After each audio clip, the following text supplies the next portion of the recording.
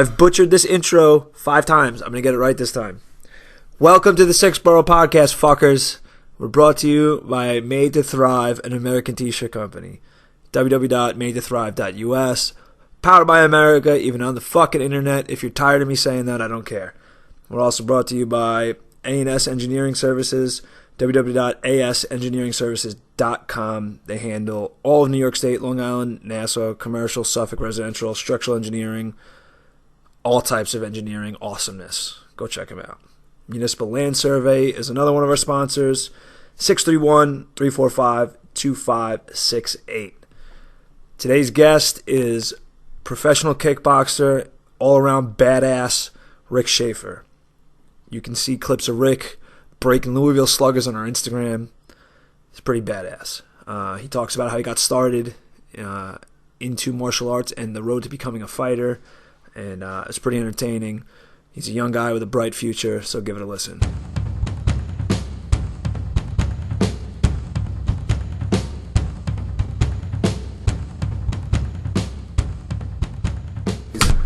All right, we're live, guys. 6th Borough podcast. We got our guest today, professional kickboxer Rick Schaefer. I'm D-Rock. I'm Eric. Yarbs. I'm Rick. And Rick, what's your Instagram? Just my name, Rick, with the _ Schaefer. I spell Schaefer because there's some dum-dums out there who can't spell. SCHAEFER. Follow Rick on Instagram. Rick is a professional kickboxer. Most recently improved to what, 2-0, right? Yep, professionally. Professionally, 2-0, 8-0 as an amateur? Yeah. All finishes, right? I think 5 out of 8 finishes. 5 out of 8 finishes, and both professional.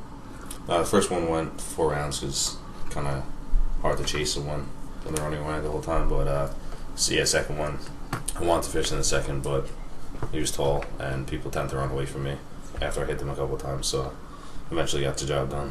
Right on. So what, 3rd round TKO? Fourth. Yeah. Right on. Yeah, I got to see the first 2 rounds of that before I had to jet, so you look pretty damn good in that.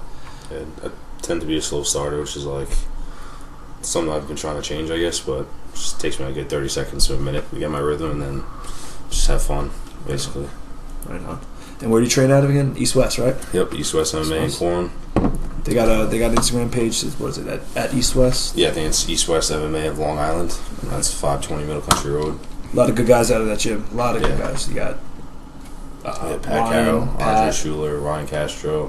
Adam. Yep, Adam, Costa. Costa, yeah. Got a lot of guys, yeah. A lot of new guys, too. Like Devin Worth, he's a young kid. He's got a good future. He just finished wrestling. I think we just convinced him to do wrestling in senior year of high school. And I think he placed in counties. Jesus. Like 3rd or 4th or something, so.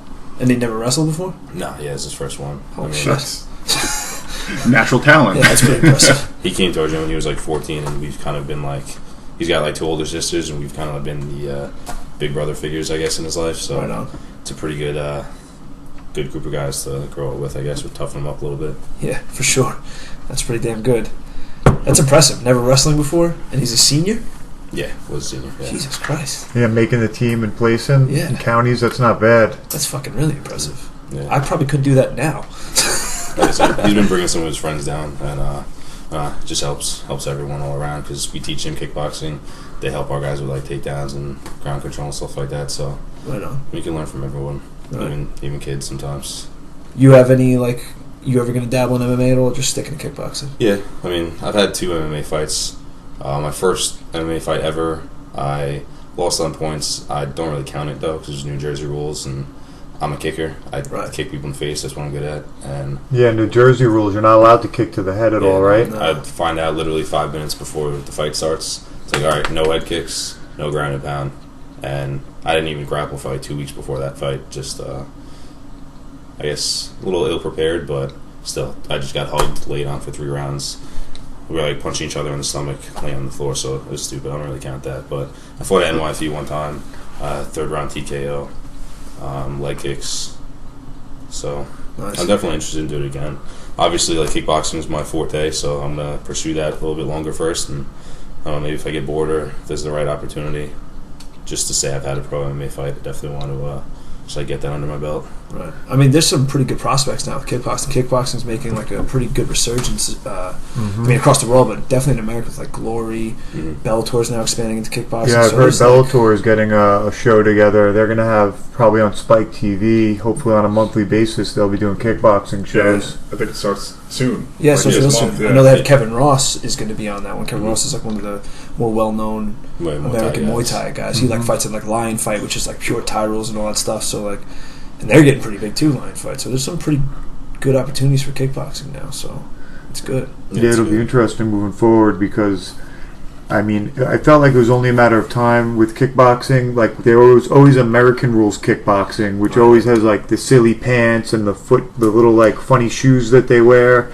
And finally, somebody came in and they said, "All right, let's get rid of the silly outfits. Let's get rid of the sparkle baggy MC Hammer pants, and let's let the guys do knees.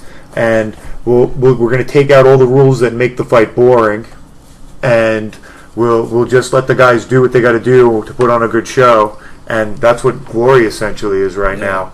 No clinch work. No silly above the waist only rules. They let you do leg kicks. They let you throw knees to the head, etc. Yeah, it's fast paced action. I don't mind the clinch work so much, but it can get a little bit dull if you don't like.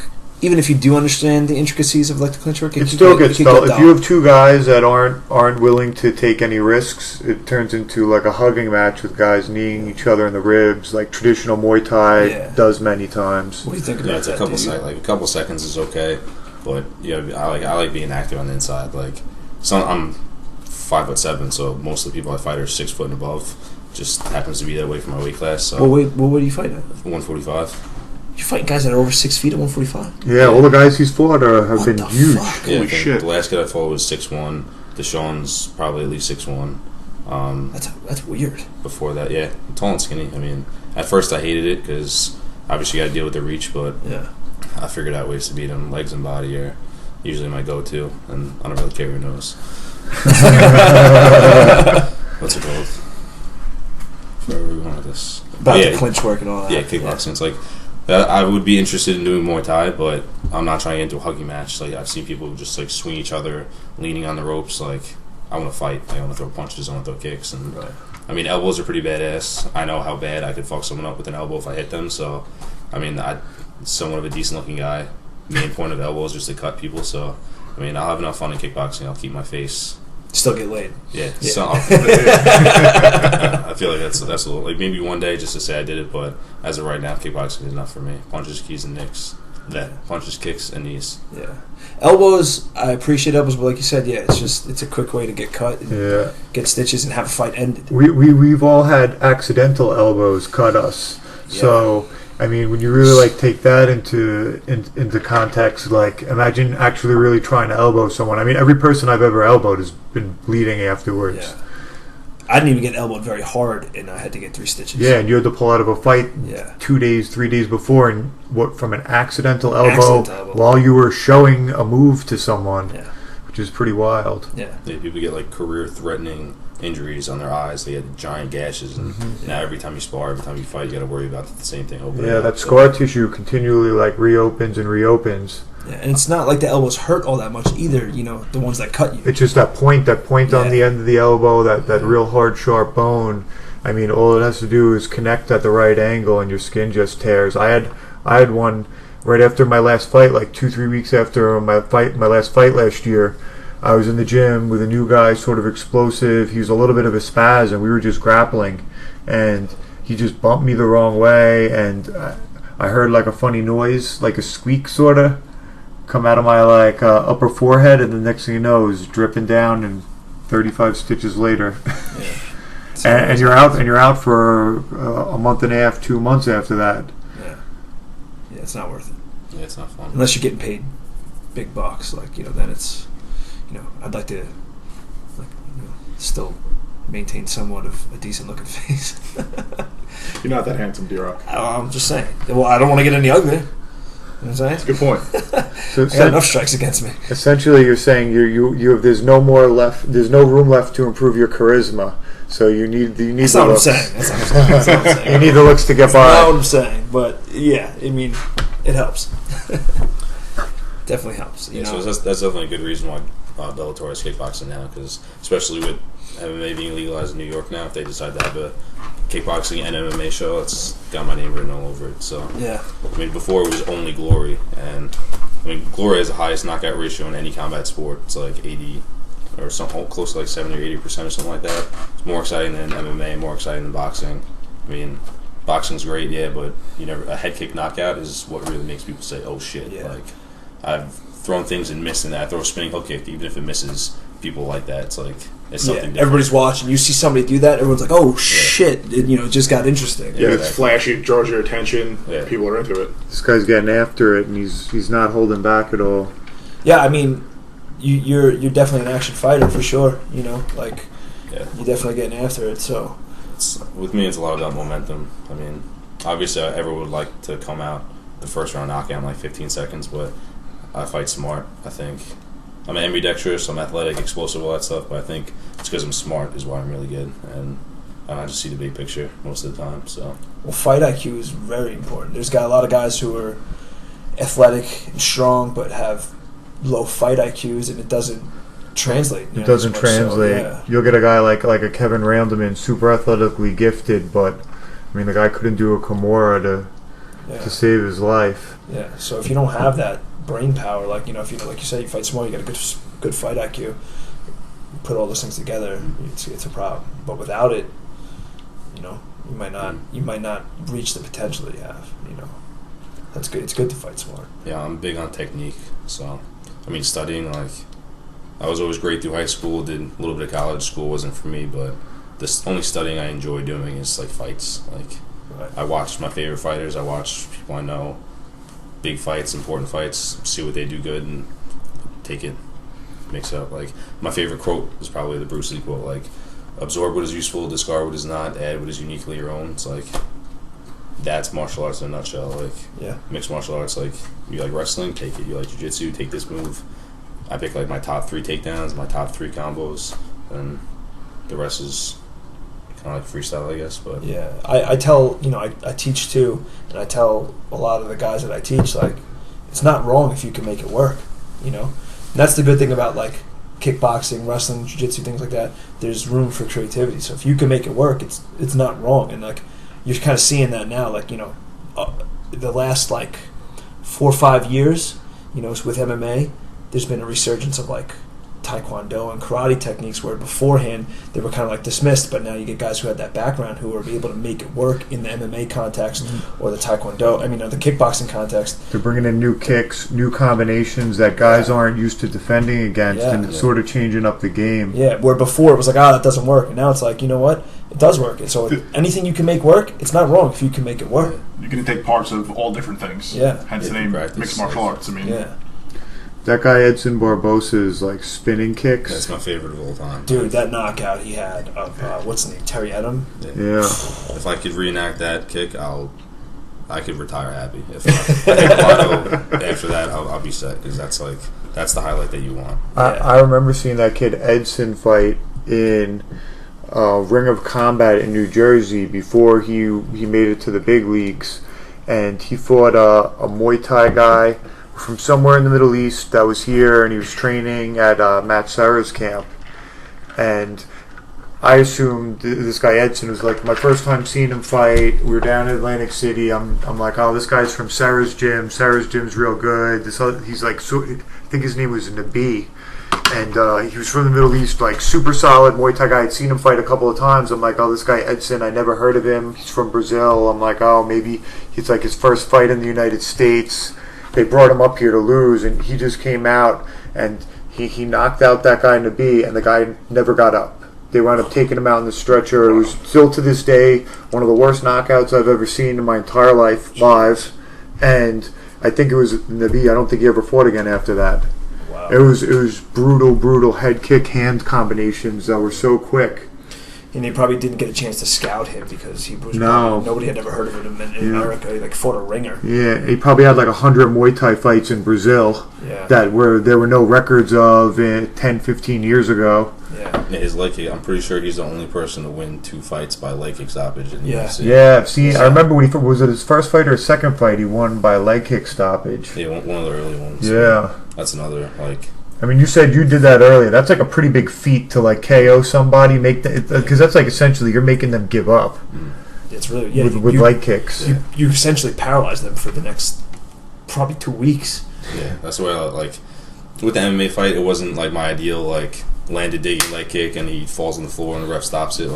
I eventually ended up taking him down and mounted him, and he verbally tapped and quit and says his knee hurt. But I mean, you could see the video. It's it's old news. It's 2 years ago, but. It was knee hurt because you kicked it. Yeah. Oh, I'm injured. You're injured because I kicked you. Him some help. Yeah, if you would learn how to check kicks, then it wouldn't be a problem. But I mean, in my book, the way I look at it, especially MMA fights, if this was the wild right now, my family would be eating and yours wouldn't. It's one guy's gonna win, one guy's gotta lose, and I'm all for great sportsmanship. I'm friendly with them before and after the fight. I've bought every one of my opponents a beer that I've seen after the fight. Even though I feel like losers should buy the beer, but I'm a nice guy, I guess. But, it's not a bad wager. Yeah. No, but that's really, I mean, that's what it is, right? Rogan talks about this shit all the time.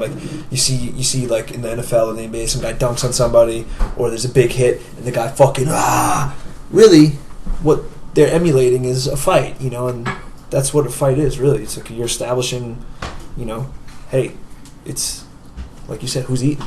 Yeah, there's no better test of your own of yourself. Yeah, even in jiu-jitsu, tapping out, whether it's a choke, it's a joint lock, whatever it is, that's a kill almost. You know what I'm saying? It's you're admitted, listen, I could have killed you if I wanted to, but we made this gentleman's agreement. That's why it cracks me up when people tap out in the street. Dude, I don't have to respect that in the street. You know what I mean? And it's very humbling. In training, it's humbling. In the street, if we get to the point where I'm choking you out, you're going to sleep. Or if you violated me and I have you in the armbar, you're probably going to get your arm broken. So, I don't know. It's definitely different between... That's why I like MMA. I'm always going to train jiu-jitsu, always grapple and stuff like that. People have no idea. Every now and then when the kids will try and run up on me and grab me and I judo flip them and slam them on their head.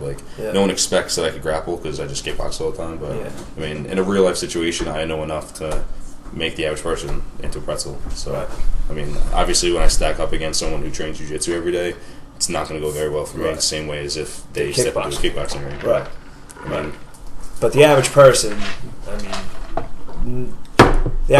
jiu-jitsu is going to be enough to get you by, honestly. Yeah. Even if you weren't a kickboxer, you could have 6 months of jiu-jitsu and you'll probably crush the average person, I believe. Yeah, I had situations at my friend's house where one kid just gets a little too drunk, gets out of line, tries to do something reckless, and if you know how to take someone's back, wrap their a wrestling bar arm mixed with a one-arm choke, they're powerless and like a child. It's all right, you gotta stop now, calm down. Yeah. I remember when I started training Brazilian Jiu-Jitsu, people would ask me questions about how is the martial art, and how effective do you think it is against other martial arts? And I remember after training for about 6 months to a year, I remember saying, I think if you came down and trained twice a week for 3 months, you'd be able to beat essentially almost anyone 100%. In a street fight, even 100%. Most other martial arts. Yeah. I mean, if you take out wrestling or other MMA fighters or a real serious kickboxer with some takedown defense, I think 3-4 months of Brazilian Jiu-Jitsu for somebody of average level of intelligence and toughness, and they're going to take out 99% of the population when it comes down to it. 100%. I mean, I think about this now, in teaching too, observing people who are coming in, it's their first couple classes, they don't have it, and not everybody, but the average Joe, they don't really have control over their bodies. They can't really even sit in a basic postured up guard position on your knees and be strong there. They just crumble over. They have no balance. They don't have really any awareness of their own bodies and no core strength. Yeah, and that's kind of a sad indictment of the average person. Yeah, that's the average. That's the average American that sits in an office all day and doesn't really work out or do much. Maybe they do a little bit of running once a month or something like that, or come January 1st, New Year's resolution, they're in the gym for a couple of days. And that's the average guy who's laying on the horn behind you when the light just turned green and is ready to start a roadside altercation with you and has no idea that he's not equipped to handle the situation. Yeah. Things are about to severely alter and change in his existence. It's mind-blowing when I think about that. Like, I've been training for 9 years now, and I've been actively fighting for 6. And honestly, like, I don't even really think I'm that good at it.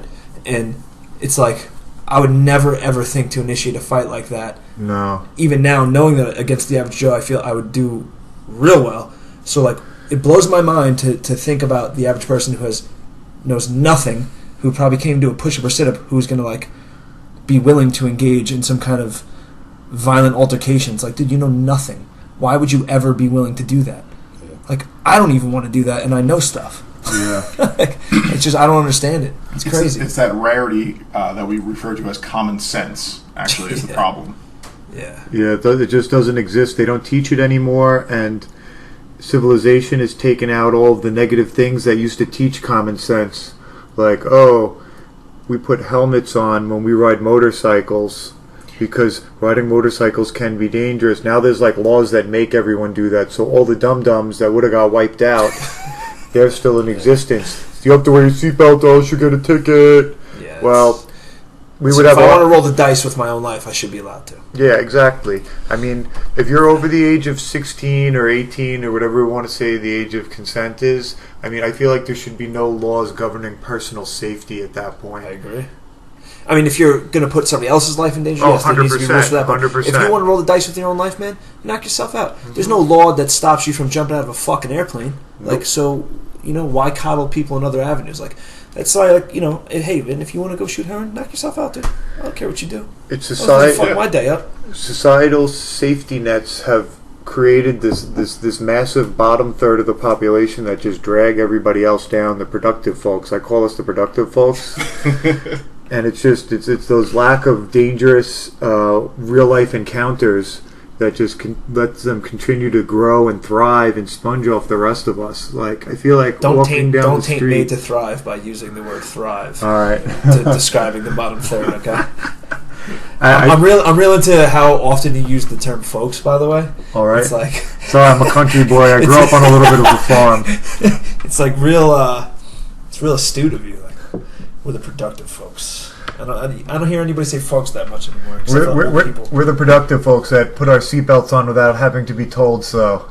No, because now your car barks at you. The fucking ding, ding, ding. Yeah, there you go. That's another safety signal, another societal safety net. Yeah. Let's keep the dum-dums alive. Yeah, it's the dum-dum sound. I'm not into it. I trick my car, so it's always plugged in. The seatbelt's always hooked, so I just have to put it, like, dip my head in and it comes around my shoulder, so the waist one's never around, just because I never want to hear that fucking thing going. It's so annoying. People get in my car, like, bad. I've had people have to, like, drive my car before, like, if I was drinking or something, like, the fuck's going on with your seatbelts? What do you have, one of those ones that, like, slides back by itself? Or? No, but I just always have it clicked in. It's always clicked in. Clicked in, like... That is real. That's real weird, Dave. It's always clicked in, so I don't never have to hear it. I never have to hear the thing bark at me, and if I feel like I just want to put it on so like a cop doesn't pull me over, I just flip it over my shoulder real quick and over my head so it's there, but the waist isn't over. So you don't wear a seatbelt when you drive your car? Occasionally I put the chest one over me, but it's not around my waist because it's fucking annoying and it wrinkles my shirt, so I'm not into it. Whoa. I never realized you were that vain. I've never even realized that before. It annoys me. I don't like it. You don't like getting your shirt wrinkled around the crotch area? It's only this bottom part of my shirt that it wrinkles, and it annoys the fuck out of me. Everybody's got. We're all speechless. If I have a good fitting shirt and someone plucks my sleeve, it's gonna definitely. Oh, you get that. Yeah, and you get this shit going on like that I got right here, like the little pinch mark. Yeah, hanging out. Yeah. Not into it. Thank you, Rick. Somebody's fucking backing me up. I'm like that. I'm the opposite with my seatbelt. Like, I've gone. Being younger, just going out in front of your friend's house, listening to music in the car. I get there. As soon as I get in the car, I just put my seatbelt on, and I'm just sitting there on the phone. 5 minutes later, someone's like, "Yo, are you going somewhere?" And I don't even realize. It's just like, yeah, I'm the same way. I always put my seatbelt on. Just I don't know. I've seen a few people get like thrown out of vehicles before, and I always figured, you know what, that's not going to be me. I've never seen anybody throw out one. I wear it, still, but I don't. The waist thing. They need to improve the seatbelt design. Why don't you just get like a 5-point harness, like a racing harness for your car? I don't have that kind of money. They're not that expensive. I'll buy you one if you use it. Okay. You have to use it. I want to see a selfie every day You on think your I Instagram. won't? Dude, I had people. You know how many stupid tattoos I got because people bought them? Like, I'll wear the seatbelt. You in the Honda Accord with a selfie with your 5-point racing harness. Well, I'm getting a new car next month probably. So all right. maybe we'll start fresh. All right. My lease is up. So just like, yo, I got a new car, look at my seatbelt, it must be nice. And then they never need to see the outside. I'll call it the Op Belt. All right. This might be something. We're going to look up and see what they cost after the show. I'm into it, man. I'm not above wearing a fucking cool seatbelt. We know some people too in the industry, so Yeah. Sounds good. Maybe we'll get a discount. We'll pump see it. how We'll it pump goes. them up. We'll pump up their shop, their speed shop. Yeah. I'm supposed to. My lease is up next month, so I might buy out that car, or I might get something new. So we'll see. I won't be able to modify a car that I lease probably like that. So that's true. I'll have to buy it out to do the seatbelt. You should get a Prius, Dave. You should really get a Prius. It crossed my mind with the commute that I have. You know what? It would save you a substantial amount of money. I mean, the small one, 52 miles per gallon, I can't say enough about it. I mean, It cost, what, $13 in gas? I was going 90 the entire way back when Yeah. I came back from AC. And that was $13 to get home from New Jersey. So Yeah, you had to drive $13. back. yeah, well, I didn't really care. I was a little, I was in a little bit better shape than you were. So you know what? I'm in my 30s now, and I don't recover from an evening of drinking the way I used to. An evening of drinking with folks. Oh yeah, I was drinking good folks. Rick Schaefer. Yeah, thanks for stepping in for me. And I almost cost that weekend for everybody, man. I was on my deathbed. you sick for like a week at least, right? I was sick for like 2. I had a fever for almost a week. It was bad. That's the sickest I've ever been probably in my entire life. You look like death. Yeah. It was bad. I was like delusional. Yeah. I was delusional at one point because I was sweating so much. I was like dehydrated, and like I was a chemical cocktail of all different types of like fucking. I've had that before. You get delirious, right? Oh, a little dude, bit delirious. yeah, it's bad. I usually get the giggles, and I'll start laughing at things, Yeah. and it just doesn't stop. Well, then at one point I was under the influence of some things, and it got a little even weirder. Yeah. Well, I fucking. let's not go down that road. I was like, I was going off the deep end for a minute. I was like, long story short, I was like, it felt like time was not moving, and I was like, what's going on here? It's been like 15 minutes. Like, what are you talking about? It's been like 2 minutes. You're having a breakdown right Too now. much antibiotics and cold medicine. Yeah, it got real. Isn't that like the scissor that they talk about, like cold medicine? Don't they like drink like NyQuil or something like that? And I like the don't know. rappers down It's south? codeine. Like Delsum or something. Or, I don't know, something that's like prescription strength. And they Okay. mix it with like fucking Skittles. I don't know what that does. It sounds but delicious. That's like the probably just Trayvon for Martin. some- I heard he was trying to get Skittles. Yeah. He was trying to get that scissor. Most likely, I mean, the only thing he was missing was the Sprite. So Oh, there's Sprite involved in this cocktail? yeah, Alright. I mean, I've never personally tried it. I mean, Have you ever seen any? Pretty sure I've gone to a barbershop one time, and Oh, there. so Oh, one of the whoa. other barbershops. Okay, so this is like a barbershop. They drink the scissor. Like probably 2 or 3 years ago. Okay. But yeah, I don't know. I'm never a fan of anything that's gonna make me walk around like a zombie retard. So, I mean, if you're drinking lots of cough medicine, I doubt you're gonna be like the life of the party. Good point. Yeah. Well, you never know. You might be the unintentional life of the party, Yeah, which is always worse. everyone will just tell you about it the next day. Yeah. I've been in those shoes before. Not on cough syrup, but When you're on your coffee, your codeine and NyQuil no. days. This was when I was, 20 years old, way more dumb than I am now. Back when you were in your emo days. Fuck you. I was fat. That's back in my fat days. Back in my fat days, yeah. More body fat, less IQ. Yeah. Yeah, there's a saying we have here: as your body fat goes down, your IQ goes up. Probably. I'm not gonna. Did you ever have the unfortunate circumstance of being a fat kid? No, I've had a 6-pack since I was born. You came out the womb and was like, look at this shit. Look at this motherfucker right here. Kicking and doing all the shit that I did ever since I was 5 definitely helped, but I mean, I've always had a fast metabolism. It's like Is that when you started training when you were 5? Yeah, I started Taekwondo when I was 5. Cool.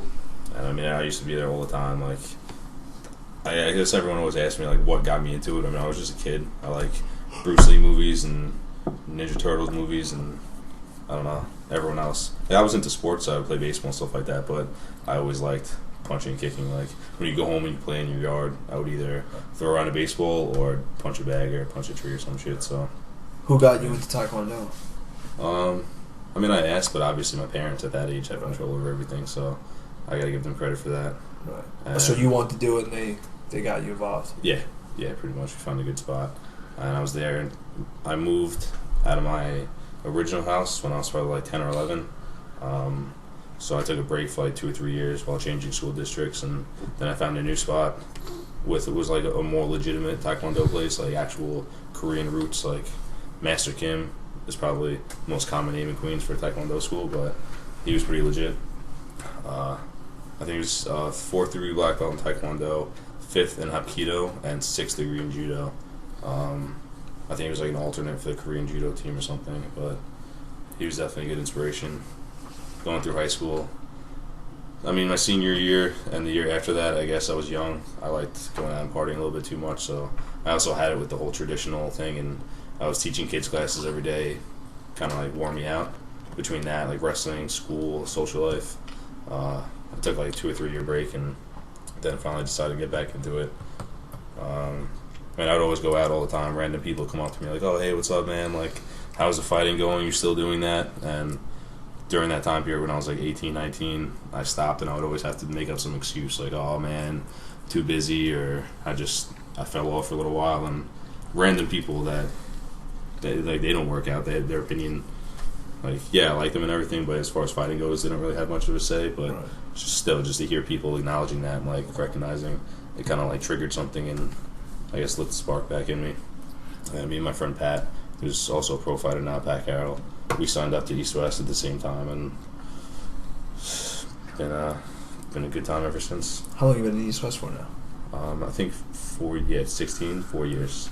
We signed up like, it was almost like a New Year's resolution thing. Like, signed up this New Year's of 2012.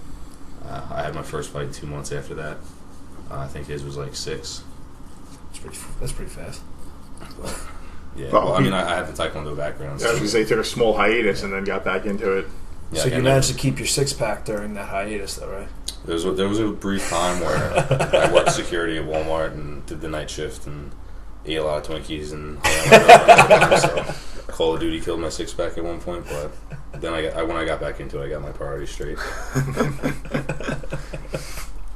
When you were doing Taekwondo regularly, did you do any competitions in Taekwondo, or were you just training for fun for the most part? Yeah, I would always do like tournaments and competitions when they were available. Ironically, I would win forms. I would always win because I've always been really big on technique. Like, even when I do stuff in the gym, you just kick the bag as hard as you can every time. You're not going to get better that way. Like, it's a good cardio workout. Maybe it's good strength and conditioning, but you need technique. Like, I stress that a lot when I teach people in my gym. But yeah, I would take first in forms, first in breaking. I would spinning back kick through like 5 pieces of wood boards when I'm like 14 years old. But sparring, I would always end up taking second because Taekwondo sparring is all about points. And someone could tap me twice in the stomach with their toes, and I'd blast them with one side kick. They walk away limping, but they have more points. So that's what always frustrated me. Like Olympic Taekwondo is kind of like a joke to me. They're just jumping up in the air, kicking each other in the stomach. Yeah, you got to be in shape, but it's not like in a real fight. Slap boxing. Yeah, exactly. In a real fight, like I take my Taekwondo and I changed it into a more effective form of kicking for kickboxing. Like, a big problem I had in the beginning was always kicking my feet. Taekwondo, you kick the paddle pads, like, always to the face. First time I did leg kicks, my first, 8 fights, I would throw leg kicks, and I wouldn't be able to walk for a week after because I'm kicking people's shins and people's thighs and knees with my feet and my ankles. And I've learned to use my shin. On baseball bats new now, but... I saw that video. Yeah, I want to do 2 soon. One's surprisingly easy. You just gotta commit. Yeah, you guys should check Rick out on Instagram. He's got a video up of himself kicking through a Louisville Slugger baseball bat. and breaking it in half with his shin. No shin guards or anything. It's pretty impressive. It was. Did you find like that transition hard? Like, did you struggle with it at first? Like adapting a new technique, like to learn to kick with your shins more. Like, was it a little bit of a struggle? Or?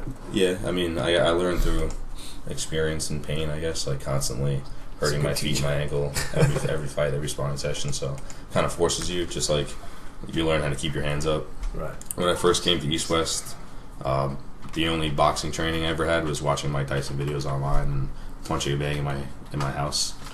When I was actually 17 is when I had like my first fight. It was my first exhibition fight. I found a website called. It was like 6 months after I had left my Taekwondo school, and I just like wanted to fight. And it was mymmmafightspace.com was the website in like probably 2007 or 2008, and I just like hit up a promoter one day, asked him to get me a fight, and I don't know, I didn't really train properly. I didn't spar at all. I wasn't training. I was just punching a bag in my basement, running 3 days a week, and I don't know, still went out there and did it. Where was it? In Queens. It was like Queens College. It was an exhibition. Like, they didn't technically keep a score. I think I won personally. But then again, it was also Muay Thai rules, so that's what made me hate Muay Thai a little bit. The kid, like, I did more damage. I knocked him down. I landed more head kicks, more leg kicks. Yeah, And like he would just like you? hold on me, and Yeah. if you're throwing knees in my stomach, I'm blocking every single one. I don't know. It's just like pointless to me. I'm all about damage. I don't like points. I like winning by finishes. Like, Yeah, I've seen in your last pro fight, you work the body a lot, and you seem like you're real big on working the body and then coming upstairs. yeah, 'cause I mean, you think if anyone who's ever sparred kickboxing or MMA, you get punched in the face, like, yeah, it sucks, it bothers you, but it's not going to take it out. You could continue going for the rest of the round if you're not getting knocked out. Yeah. Every time you get hit in the body, it takes like the life out of you, it takes the wind out of you. Yeah, it's like the video game life meter. Exactly. It Yeah, like chips away at it. Every side kick I land to someone's body, it goes down about. Like, you lose. You could have the best condition in the world. If I land a nice spinning back kick on you, you're going down. Yeah. You're not going to be able to breathe. Here's the video. This is the video of Rick kicking the baseball bat. Yeah, check Rick Schaefer out on Instagram, RICK_SCHAEFER. Follow him. A Wearing couple that- videos down. Wearing that Made to Thrive shirt. Yeah, he's wearing his 8 to 5 fight shirt, kicking through that Louisville Slugger right there. Who's on the ground holding it? Misa. Misa? Yeah, because it's all about just holding the bat steady. Like, as long as the bat's not going to, like, swing around and move, it's... I mean, I'm not going to say it's easy to break, but you just need a solid base. I didn't even realize that was a person. On the floor, right? Yeah, I didn't even know. I thought you guys were holding it on like a pad or something. I didn't realize that was a person until you mentioned it. Yeah, I think the next time I try it, I'm going to have them holding it, like, straight up in the air, like that. Like, that's how, when I was younger, I saw, like, videos of Taekwondo demonstrations. Like, the point sparring, yeah, I'm not a fan of, but I got to give them credit. Like, their choreographed, like, demos, Taekwondo's got the best ones. Like, you see all those kung fu fighting when the people run around and do the weapons in the ring. South Korea, North Korea, they literally have, like, military compounds of 1,000 people doing the exact same moves at the exact same time in unison. It's like, It reminds me, like, it's pretty cool to watch. you ever watch those American Ninja movies back in the day? Oh, Compound full of the ninjas all doing it at the same time. Yep. And they all have, like, Fucking they're all awesome. color coordinated. These are the red ninjas. Like, that's kind of who Master Kim, the one who I give the majority of my credit for, like, all my Taekwondo. Like, I knew how to kick. Yeah, I was way better than the average person. I would always be, like, the best in my gym wherever I went. And he like, took me under his wing. I was teaching a lot. Like, he'd bring me out to Korean restaurants every weekend. And, yeah, my kicks got way better because of that. And I gained a lot of respect. Like, now when I'm talking, even high school wrestling, if someone says something, if I'm in that mode and the coach, even though this person's telling me, like, pad holder, telling me what to do, I would just say yes sir, no sir. Like, I was in the military. It's just, you get in that mode and just going towards the goal and taking in whatever I hear. Right. Like, just trying to stay open-minded and focused at the same time. Hard to describe, I guess. No, I understand that. I definitely understand that. Did you wrestle while you were doing Taekwondo? Yeah. I would have a little bit of insomnia. I would wake up, go to high school, do a 3-hour wrestling practice, come home, teach a Taekwondo class, take the adult class, do a judo class with some MMA sparring afterwards, and then come home and sit in my room and stare at the ceiling until I pass out at 1 in the morning, and just repeat that. What was the other martial art? Did you say Aikido? Hapkido. Hapkido. Yeah. What? Tell us. What exactly is Hapkido? Because I'm unfamiliar with that martial art.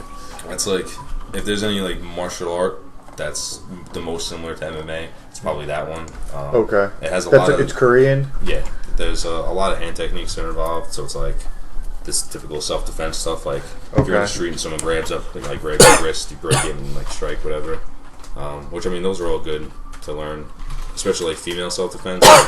Sorry. No, don't worry about it. A lot of girls are, they see like Krav Maga and they see people fucking smacking sticks together in the woods and they want to do that. It's not practical. It's not going to work.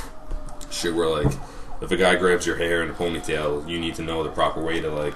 Break his hand. Brace, spin, get out, like do what you need to do. That works. Interesting. Yeah, there's like strikes, throws, knees, elbows, kicks. So. Yeah, we're having a flute fly explosion in the studio today. Every time we do a fucking podcast, it's literally just one that's flying around. It's the same goddamn one. I caught it in my hand before, but like I guess I didn't squeeze hard enough. Well, These fucking too bad you didn't train with Mr. Miyagi. You were with Master Kim instead. You Miyagi'd that bug last week, man. I did. Last we had Friday. another bug last week that I was able to capture with my fingers. There's like There's a secret bug, to though. catching flies. Like if the fly's on the table, you don't swing at the fly. No, you you like swing your hand above like, it, 2 or 3 inches over it. Literally the first time in my life I ever tried to do it. My friend told me about it. I was like, no, there's no way. Yeah. And he's like, no, try it. I go like this. I was like, see, I missed it. Open up my hand, thing flies right out. I was like, yeah, impressive. I'm trying that. It's that's gonna be a bar trick I do. It's the same. It's the same premise as playing basketball and blocking shots. Like you never try and block where the ball is. You have to block after it. Where I'm not tall enough to ever have to Right. worry about that shit, Right, so that's okay. not something I practice.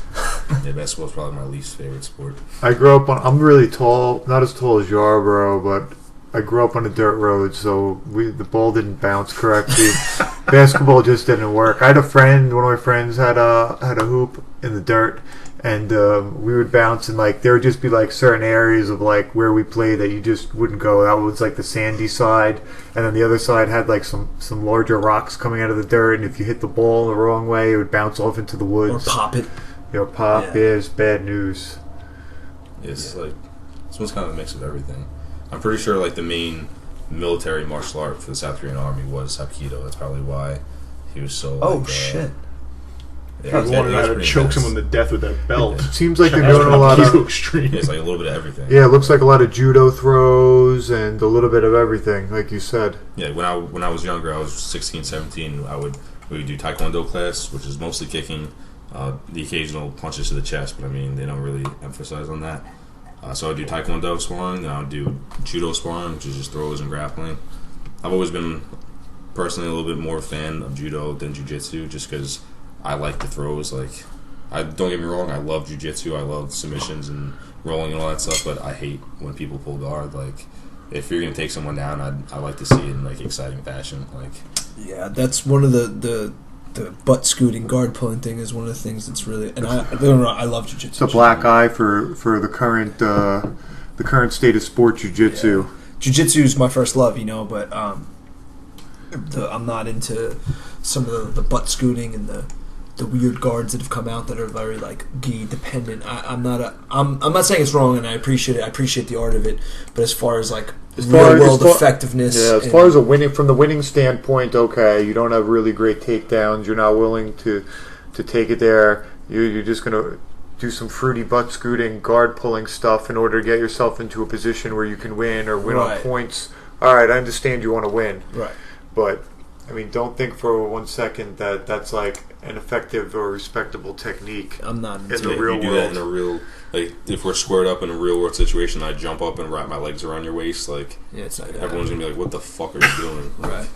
I mean, I understand most guys who are good at that stuff are very, very good at bread and butter jiu-jitsu. So you're probably not going to see that happen. But I just feel like you said it, and it like waters down the sport in a way. I think. Unless you're making money on like the huge like IBJJF like Pan American Games like Abu Dhabi level, and you really need to get those wins so that you put yourself out there. I feel like for like your average jiu-jitsu practitioner, I feel like it's like disingenuous to the sport. Yeah. The Abu Dhabi rules are the best. I did the Abu Dhabi Pro in New York 2 years ago, and that was the best rule set for jiu-jitsu I'd ever competed in. It was really grappling. Really is what it is. It's mixed grappling because it's everything. It's wrestling, it's sambo, it's jiu-jitsu, and that's really what grappling has become since MMA. But you were allowed to slam.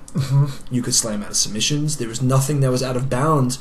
All submissions were legal, and if you pulled guard, you got penalized. Yeah, that's what I think. I think that's what the rules should be. It should be like grappling historically was like it was a way for men to train and not kill each other while they were practicing for combat. Right. It was, I guess you'd figure, like ancient Greece during the Olympic days. Pancration. They had like several different events. They had like regular wrestling, which was a sort of submission grappling because it wasn't like the wrestling that we have now. Yeah, it wasn't pins. Yeah, it wasn't pins and moves and points. It was two guys go in there and wrestle until one guy can't go anymore. And until somebody gets subdued. Yeah, the only rules were no punching each other, no biting and eye gouging. And that was like original wrestling in the Olympics. And how did that come about? It came about for a way for men to practice combat with each other, not kill each other, so that they could defend themselves against some other city or some other country or city-state that might come and invade them. Yeah. And I mean, could you imagine like the Spartans or butt like scooting? Yeah, a whole bunch of guys like butt scooting after like the Persians in 300. Like, come here, if you get into my worm guard, I'll be able to submit you with an inverted toe hold. I don't mind some of those guards as from like an artistic part of the art, because it is martial arts. They're brilliant. Some of them they have their place, super technical and brilliant. They're products of innovation, right? Because at the highest levels, you got to start innovating to win, and I understand that. But I'm a big believer in if what you do in the gi doesn't transfer to no gi, I'm not. I don't really want to do it much. Like I roll the same in the gi as a no gi.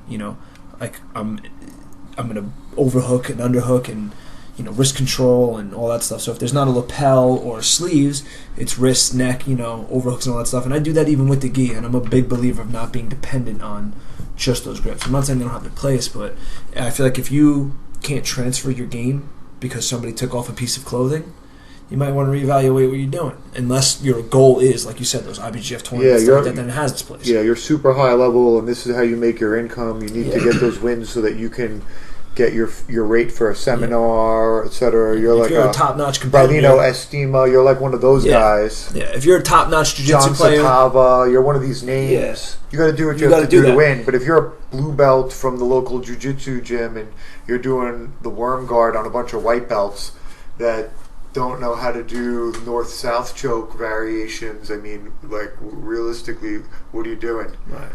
Or even me. Everything should be, like, real-world, like, application. Yeah, like, I agree. That's why I think training to fight is the best way of working out. Like, see people lose fat, gain muscle, confidence. Exactly. Like therapy. Like you go and punch a bag. Like I see these people work; they're miserable. Like what do they have to relieve some stress? Where they go home, have sex with their wife, and drink a couple of beers. That's if they're lucky. Yeah. That's ideal. That's the first year. That's the first year they're married. They might not be able to fuck their wives because they're so miserable. That's the first year they're married. They can do that, Rick. After that, I get to pretty much take out as much frustration as I want on either a bag or one of my friends.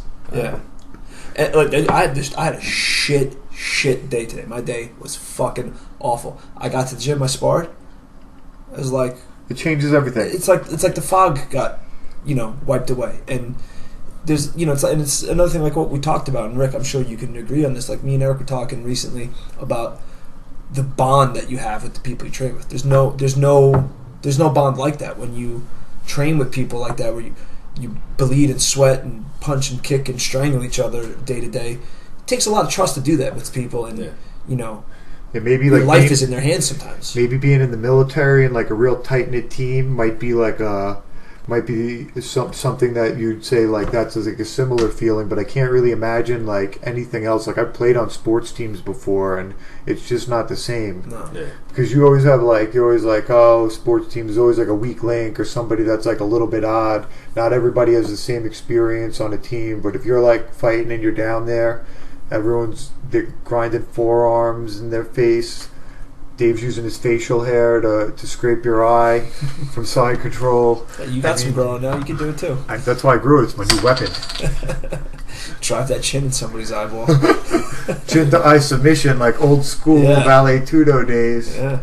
It's ironic. It's one of the only sports that you compete by yourself, completely by yourself. Like once you're in the ring or the cage or the mat, it's nobody else but you and your opponent. But the bond that you build with your teammates is unlike anything else. Yeah. I played baseball, I played football, soccer. Like you'll be in a huddle, you guys are like pushing each other through a tough practice. But I've never, I'm a Giants fan. I used to like the Yankees when I was growing up. I've never literally jumped in the air and screamed like I do when one of my friends knocks somebody out, or one of my friends like good combination, like clearly winning the fight. That's like I get more nervous for my friends' fights. So do I. I never get more nervous than when it's somebody you care about fighting. I have no control over the situation. Yeah. It's just like it's nerve-wracking. It's horrible. It's the most helpless feeling in the world. Yeah. I'm probably the loudest one at every fight. So like lately, I've been in the corner with all of them, and I get yelled at to keep my voice down because I don't care if it's quiet. I'm screaming out.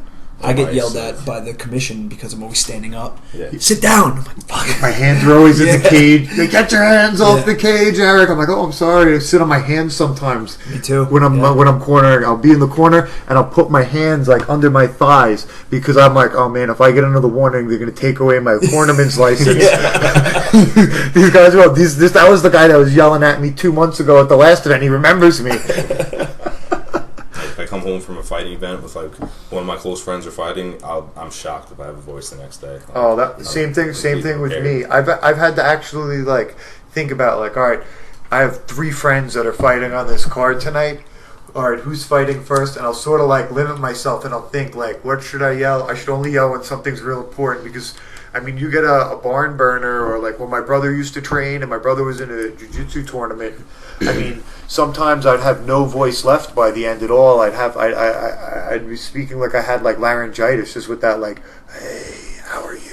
I get spaghetti body too. Like I feel like afterwards, like the adrenaline, when the adrenaline starts leaving, because I've yelled and screamed and like emptied out. And then if you win, it's like fucking go nuts. I get like that spaghetti body. I feel like everything feels limp on me for like 3 minutes. I'm like, what the fuck is happening? Just completely shot, tingly. I almost get like a pump from it. I get so hyped up. Like I like fighting last when I'm on my cards. Like I usually don't go out and watch any of the earlier fights. I'm just like getting in that zone, relaxing, but. If for some reason like I had to fill in last minute, if I just watched like one of my best friends fight and they dominate, they do a great performance, I'm hyped up, I'm in that mood. Like let's just keep the ball rolling. Like I don't know, obviously like taking a last minute fight on a card just in the spur of the moment is the smartest thing. But I love seeing my friends do good. I get hyped. Yeah. Last time, kid Jake, he won his first amateur kickboxing fight, and he had like a barn burn. Like all 3 rounds, the kids were banging out, close fight, going back and forth. And I have a hernia above my belly button, like a slight hernia, and I was screaming so loud that I had to push it back in as I'm yelling because I feel like my core, my head muscles are tightening up because I'm projecting my voice so loud, and I feel this fucking bubble popping out of my stomach and the veins popping out of my head. So I'm like going fucking ape shit in the corner. But, I mean, it's worth it. To see somebody else, like I know what that feeling's like, so like to see somebody else get that feeling for themselves, it's like and seeing all the work they put in to get there too. Like it's like a girl who just got married 2 months ago was at her best friend's wedding, and like they're like, oh, it's such a cute moment. It's like this is the more alpha testosterone fueled like male version of that. That's like, that's a good analogy. There's nothing. There's no better feeling. Like you could never go to a party, no drug, no like. Have sex with a girl. You win a fight in front of 600 people, 1,000 people. It's like there's nothing better. If you've never done it before, that's gonna be one of the best days of your life. I guarantee it. Yeah, it lasts for days, and it always like haunts you too. Like I had my first win years ago in 2006, so it was almost 10 years ago. And I fought 2 more times after that, and then I gave the sport up due to injuries and just. I was in my 20s and I needed to be grown up for a few years, and it haunted me for that time I was away from it. It's like it's a drug. It is, and it's not like any drug. It's like the best drug ever. There's nothing like it, and you can't recreate it anywhere else. Nope, I've never had that feeling or gotten that like rush from anything else in life. It lasts a couple days usually, where you're like riding this wave of excellence. Yeah, but it's such a double-edged sword. Oh. It's the highest of highs and the lowest lows. You get beat up in front of 600 people, 1,000 people, and it's just like, fuck. Yeah, you just feel so terrible. I feel like you have to learn how to lose.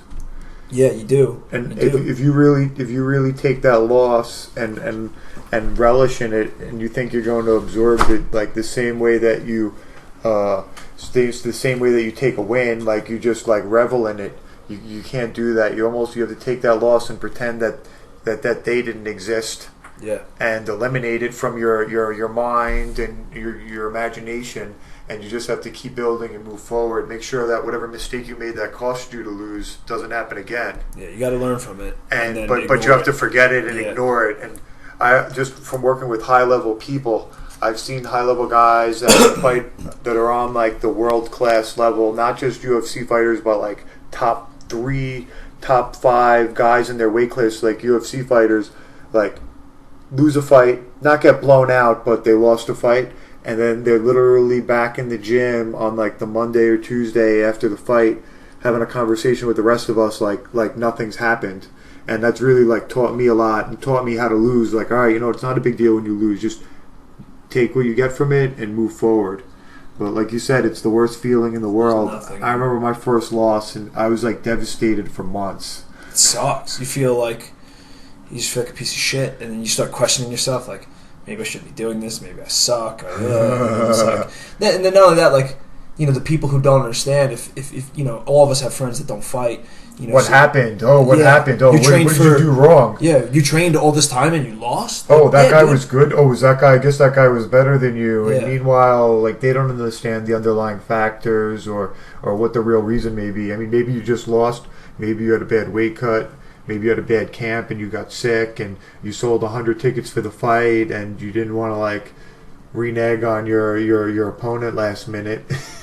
That's the thing, man. If you're a basketball player, football player, baseball player, whatever, and you go out, you have a bad day, there's another game the next day. And you got a good day. And you got a team too. Yeah. It isn't usually, unless you're Patrick Ewing in the playoffs in the 90s. Let's not go down that road. Let's not go that bad. It's usually not your fault when you lose if you're on a team. Spot for D-Rock. But that's the thing about it is, like, if you have a bad night as a fighter, there's real bad consequences. It could be potentially the worst day of your life. Yeah. It's like average people watch fights, they see like, oh, one guy won, one guy lost. They think, okay, he got the belt, or he got his hand raised, or he got a little bit more money. They don't understand like the time and the effort and the emotion. Like everyone, maybe they'll see like your post about you going to the gym. They don't see what you do when you're home. Like they don't see the stress involved. Like they don't see you not eating French fries when you go out to dinner with your friends or your family. They don't see you like waking up early in the morning, like making your spinach and kale shakes. They don't see you when you're on day 5 of hard workouts and you don't want to do it and you go anyway because you're like, there's somebody else trying to fuck me up right now. Yeah. There's no better motivation than knowing, like, if it's any time within 2 months of this fight and I have something booked up already, I know this guy could be training right now. Like exactly. I know we're both fighting. He's going to try and punch me in my face. He's going to try and embarrass me in front of all my friends and family and everyone who knows me.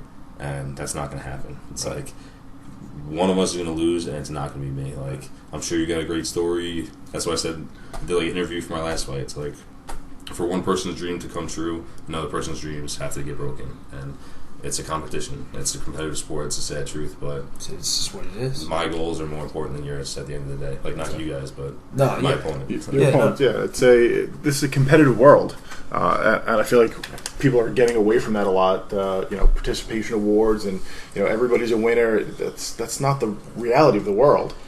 No. There are winners, there are losers, and like what you guys were just talking about, you have to take from your losses to become a winner. People don't learn how to lose. They don't know how to handle life. That's like my kids will not be playing little league sports if there's if you don't keep score. Like Right. That makes zero sense. Then you wonder why these kids grow up, graduate high school and expect all this shit for free.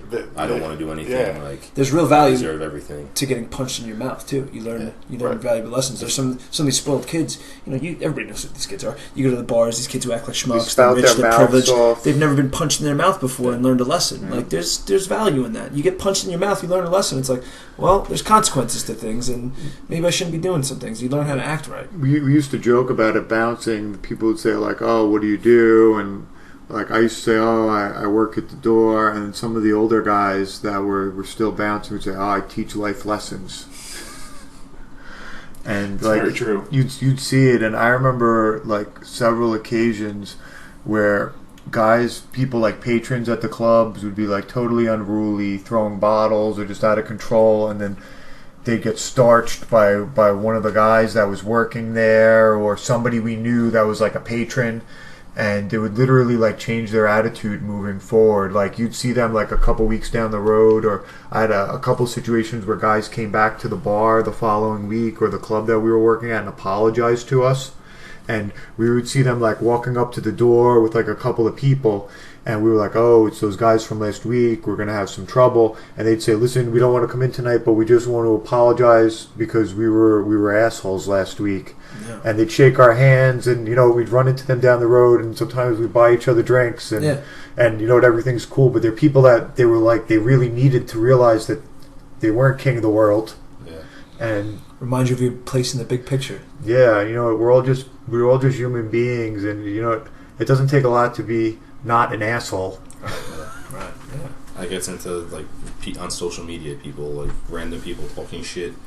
Like it could be someone who's gone through so much in their life to get where they are, and a random critic who hasn't done shit. Some fucking fat loser who's sitting on his couch in his mom's basement for his whole life judges you and critiques your life. Yeah.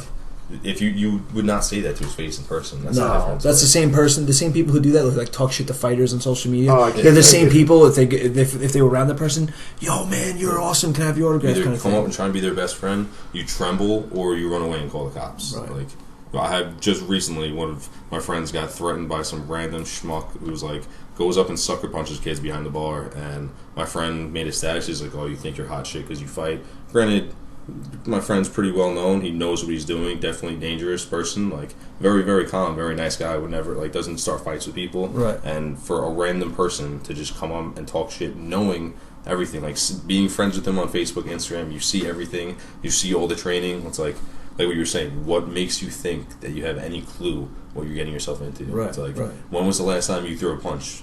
2 weeks ago when you were blackout drunk at public house, like Fight what some do you other think? blackout drunk idiot. What do you think? I reference it to a scene in like the first Spider-Man movie. Like the average person, if I fight the average person in a random altercation, you're gonna throw a punch and it's gonna be like slow motion. I'm gonna be able to see it coming past my face, look at you like you're fucking stupid, and think in a split second how I want to fuck you up, make you pay for such a stupid mistake. Because It's you like, throw this looping 90% of people dumb punch. throw one haymaker. You Yeah. step back and punch them in the face. You step back, kick. You duck under, scoop them, slam. Like there's so many things to do. It's like, when's the last time they practiced? When's the last time they had someone come at them? Like They don't realize that 5 nights a week, guys like you are fighting. it's something I do every day. Like, And you're fighting other guys that train to fight Right. on a regular basis. It's not like you're just beating up like some dum-dum at a bar a couple times a month. Right. I always tried to make the analogy, especially like I've been involved with the sport for about 15 years now. I fought for a couple of years, took 6 years off, and just got back into MMA 2 years ago. But early on, I would get a lot of these guys or people I knew would come up to me and they'd say, "Oh, I'm pretty tough. I think I can get in there." Or my brother or my cousin, "I think he can get in there. He gets in a lot of fights. He's never lost." And like the analogy that's always come to mind for me is, well, like I understand like you might have beat up like a bunch of like laymen or a bunch of people that might not have wanted to fight you, and I know that you drive a car also, but if I was Dale Earnhardt, would you come up to me and say, "Oh, you know what? Oh, I got this Mustang. It's pretty quick. I mean, I'm thinking about taking it to the track. I could do what you do." No, you'd never say that. You wouldn't think you'd beat a professional NASCAR driver like a Mario Andretti, some Formula driver in a race. I used this similar analogy. There was a guy we used to work with, big guy, tough guy, strong. He'll always be the biggest, toughest guy at the barbecue. You know, he's a big dude too. He's like 6'5", probably 200 some odd pounds, and I remember him talking with me because, you know, he looks like a bouncer. I don't look like a fucking bouncer, you know, and he knows what I do, and he knew a couple of our other friends and knew what they did, and he was referencing somebody, and he's like, that guy's, you know, he's 140 pounds. I don't care if he's a professional fighter. I'd beat that guy up. I'm like, no, you wouldn't. I'm like, he'll kill you. He's like, I don't know, man. Anybody that small, I just don't believe it. I'm like, dude, listen. You don't know anything about fighting. You always beat everybody because you're big. You played football. Yes. I was like, but if you don't throw him through a wall because you're big enough to pick him up or knock him out your first punch because you're huge, he's going to fucking kill you. I'm like, he's a professional fighter. That's what he does. I'm like, you're not going to walk into a courtroom, right? You're not a lawyer. You're going to walk into a courtroom and out-litigate a lawyer? He's like, no. I'm like, you're not going to out-fight a fighter. It's not going to happen. Oh. You're just not going to do it. This is what he does every day. It's his profession. You know what I mean? Like, he goes there every day. His job is to fight and get better at it. I'm like, you don't do that every day. Whatever you do, you do. It's like, you're not going to do that. You're just not. It's not going to happen. And that's what drives me crazy, too, with some things is like, a lot of people, and if you guys, you know, Rick and Eric, if you agree with this, let me know, because it's something that always kind of got me. When my friends would come to my fights, I felt like an obligation to remind them, like, listen, because everybody always thinks, like, oh, we're gonna go watch Rick fight, we're gonna watch Rick kick the shit out of someone. It's like, you understand that I'm training to fight somebody else who's trained also, right? It's like, we're not picking a guy out of a crowd who's some bum who I'm just gonna steamroll. Like, you know, like, I think that's what everybody's mindset is. They think like, oh, we're gonna go see Eric fight, we're gonna see Rick fight, we're gonna watch them beat this guy up and have a great night. It's like, dude, that's not what fighting is. You know, like, sometimes it happens, but even sometimes when you win, you're fucked up. Yeah, I've had a couple of wins where I didn't go out and celebrate afterwards. Right, I went to the hospital afterwards, or I went back to my house to go crush some Advil up and put them into a glass of scotch and down it. I've had a few fights like that as well. Yeah, so I don't think most people don't understand what fighting really is. Everybody thinks of fighting, they see like the highlights of people getting fucked up. They don't see what really goes into it. A fight is a fight, you know. It's like, yeah, but it's like anything. They're just there for the show. Yeah, it's like nobody goes and looks and sees what goes into like putting together the car that the race car guys drive, or the what it took to get the crew and the whole team to the track at Monte Carlo. They just want to see the highlights. Yeah, they just want to watch the Sports Center clips of what happened in the game. This guy, he hit a home run, and this other guy jumped and snatched one off the wall right before he was about to go into the crowd. Yeah, their team's awesome. Meanwhile, their team's awesome because they have like a good infield game or whatever. They got a good pitching game and they work together, but everyone just wants to see that head kick knockout. Yeah. Yeah, that's why you and your teammates get so close. Like, they see you at your best, they also see you at your worst. They see you after 15, 20 rounds of bag work, sparring, pad work, whatever circuit you're doing where you physically can't even lift your arms, you can't move forward.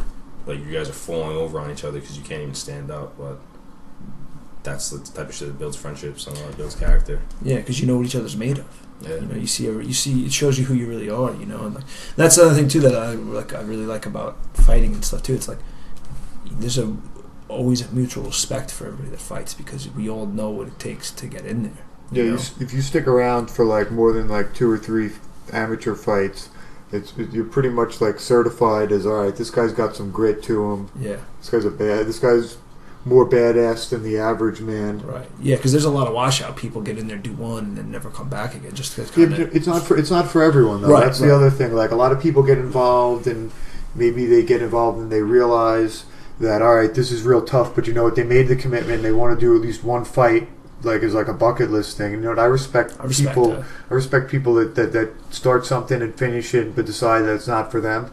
But that's what I meant though, in reference to what you said. You stuck around, it separates you from that person. I don't have any ill will towards the person who did it because it takes both to get in there, but like you said, you stick around, it separates you from those people. When you're hitting your, you know, 3rd, 4th, 5th, 6th fight, it's, you know, it takes dedication to do that. Yeah, it's a lot of time too, like, between people's jobs, their kids. Like, some people, they really want to. You can see it in their face that they wish they could, but they have to pay bills, they have to support a family, they have to wake up at 4:30 in the morning to go to work. But you still, like, maybe they can only make you there once or twice a week, but when they come, you know that's their only free moments, like, and they give it their all. Yeah, exactly. Yeah. That's another thing that we don't really talk about very often, but the things that you have to sacrifice in order to be an amateur fighter, I mean, I feel like it's not like being an amateur in any other sport. No. Like, you hear these guys that are like, oh, I play amateur football, or, I mean, that's essentially like they show up to maybe one practice a week and then they play a game on Sunday.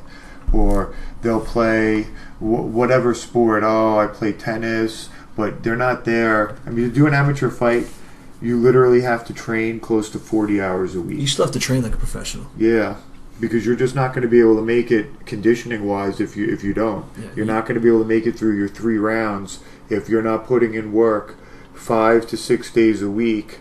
And then if you plan on being successful and trying to take it to the next level, you have to be doing it full time. You might be an amateur, but you have to train like a professional. There's no doubt about it. The only thing that separates you from professionals are, experience and money. Yep. So I don't understand how people can like not train for a fight, or if you slack off for 3 weeks, like that's how I psych myself. That's how I get in that zone. Like right before I walk out, I think of all the hours I've put in, everything I've sacrificed, all the hard work, like all the times I've almost thrown up or pushed myself so hard that it feels like I'm getting stabbed in the chest because my lungs and my ribs hurt so bad. Like, if I didn't train as hard as I can, I would start freaking out right before I walked out for my fight. Like, you can't leave anything. Like, if it's 2 weeks before, you should have been doing this for 6 weeks. But if it's 2 weeks before and you feel like there's something that you haven't been doing, that if fight day comes and you wish like, oh, I should have done that, or I wish I could have done these drills or these sprints or something like that, like, do it right now, because you wait till the last minute, it's too late. And that's, the harder you train, the harder it is to make you give up. You know what I mean? Because you think about that. Like, I fucking killed myself to get in here. Your mind is going to be like, this guy's going to have to do something pretty incredible to stop me, because I'm not going to give up because of all I've done. And, if you go out to a fight where you're questioning yourself a little bit about your preparation, if it fucks with you. I had it in my last fight. I wasn't as prepared as I should have been. Not because I was slacking, but I was injured. And I still thought I could do it, and I learned a hard lesson, because I started wondering when I got out there, like, man, You can't let that self-doubt creep into your head. Yeah, it creeped into mine. Regardless of the situation. It definitely crept into mine. It definitely crept into mine, and, I knew I wasn't 100%, and it definitely, the mental part probably played more of a factor than anything else. But I'm glad it happened in retrospect, because I learned really good lessons from it. I learned very, very valuable lessons. So, in retrospect, I'm glad it happened. But it's like, it's like you said, you start.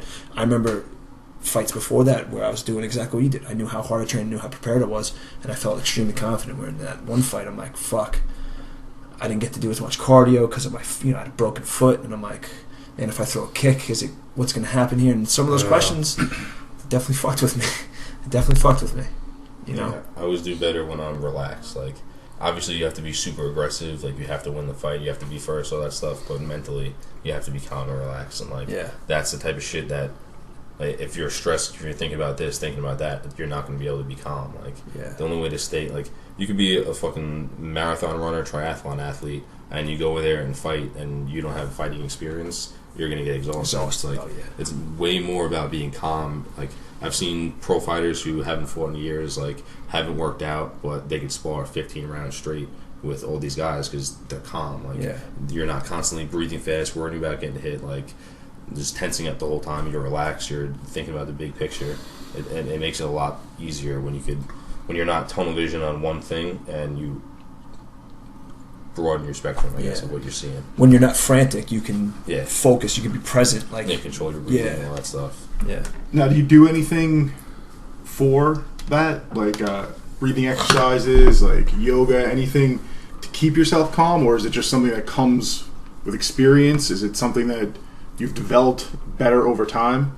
Yeah, probably mostly mental. Like, it's extremely mental. Like, obviously, without the training, without the cardio and the technique and all that stuff, you're not going to succeed. But if your head's not there, if you're too stressed, if you're worrying about your friends in the crowd, it's not going to work well for you. If you're worried about, oh, your opponent looks jacked ahead of you, or like, oh, you don't know what he's doing, you're worried about too much his game plan, it doesn't matter. I stick to what I know, what I'm comfortable with, what I'm confident about, and No, it seems to be working out so far. So you're like confident in the work that you put in. Yeah, you have to have supreme confidence going in there. If you have it, you can't doubt. Like, yeah, zero self-doubt. It was like a Mike Tyson video where he's like, as he's far away, he's like, oh, I'm scared. He's like, I'm thinking this whole fight camp, this guy could beat me. I'm dreaming of him beating me. He's like, I get closer to the ring, more confident, closer, more confident, and then it gets in there. So I don't even think, like, 2 or 3 weeks out from a fight, I can't even imagine the scenario of me losing. Like, I get nervous because I think about all the shit, and I think about if I land that crazy spinning hook kick, like, that adrenaline, like, rush feeling, that gets me, like, that tingly, nervous feeling. Like, I'm almost scared of my own, like, capabilities. Like, I can't picture. I'm like, oh, what did happen if I would lose? Like, how would I take that? And I start to think about it, and I'm like, wait a second, what the fuck? Like, why would I even think that way? Like, it's you got to turn that off. Yeah, no matter what, it's not like, if I get hit hard, okay, I got hit, I'm gonna hit it back now. Like, I don't even allow that thought to cross into my head. Like, no. People say that, like, they're like, oh, I can't lose. I tell them, like, don't even say that. Like, you shouldn't even be saying the word lose. Yeah, you can't even begin to let that creep into your head. Not at all. It's like literally supreme confidence. Like, now, that's something that's developed over time. You said you had a bunch of amateur fights, now a few professional fights. When you first started, did you have more of a nervous stomach, or was it just... Way more, yeah.